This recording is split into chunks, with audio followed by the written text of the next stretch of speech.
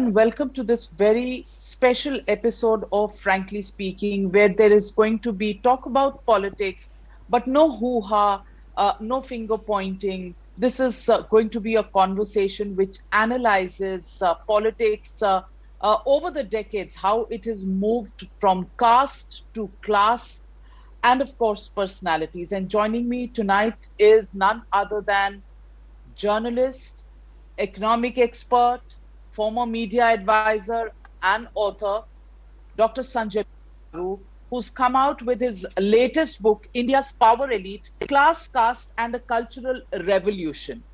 Welcome to Frankly Speaking, Dr. Sanjaya Baru. And I want to ask you, how interesting has it been for you to move on from accidental prime minister, where you wrote about your colleague, your boss at that point in time, the media advisor to Dr. Manmohan Singh, as your role was, and you wrote about those years, to now analyzing a complete contrast, not just to the society, but also to politics and personalities in politics with the Prime Minister Narendra Modi, on whom, Dr. Baru, you've written this book. Well, thank you. First of all, thank you, Navika, for inviting me to be a guest in your very interesting weekend show. Let me show the cover of my new book. This is the cover of the book. It's called India's Power Elite.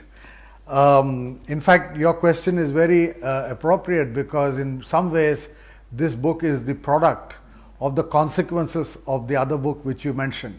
In fact, it was sitting in this very room that I spoke to your colleague at that time in April 2014, very much in April 2014, I think 11th April, talking about the accidental prime minister, and all hell broke loose as a consequence of that interview.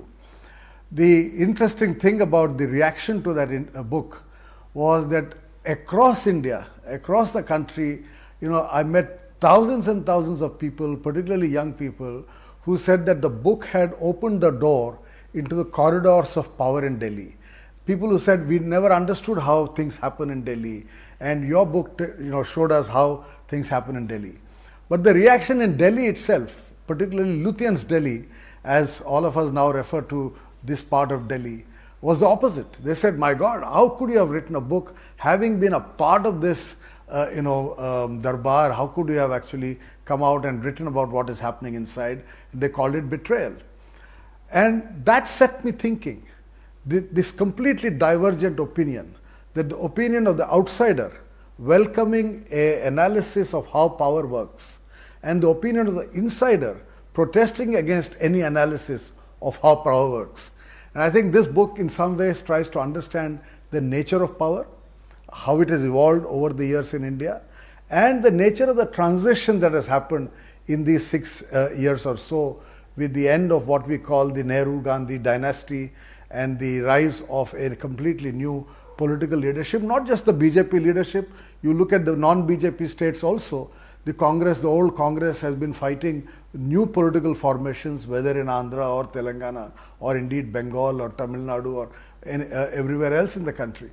So there is a political transition, a shift in power, and of course naturally in India, caste and class play a very important role in these politics of our country. So I try to analyze how these play out in this transition.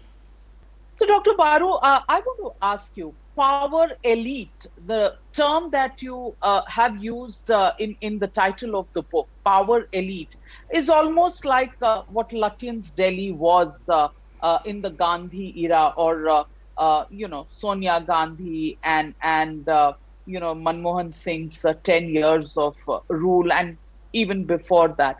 Are there any power elite, and if there are, who do you describe as the power elite of Delhi today? Because the old order has changed its yielding place to new. Yes, you see, I mean, the change is at the level of the political leadership.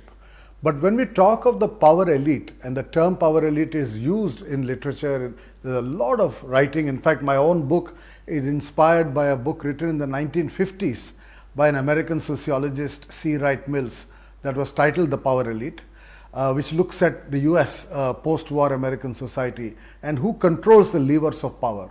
So the controllers of the levers of power cut across many social groups.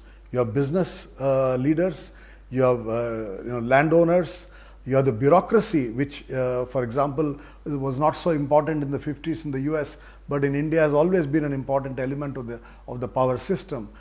You have intellectuals, public intellectuals, you have political leaders. So political leaders are only one element, though they sit at the top of the pyramid of power, they are only one element.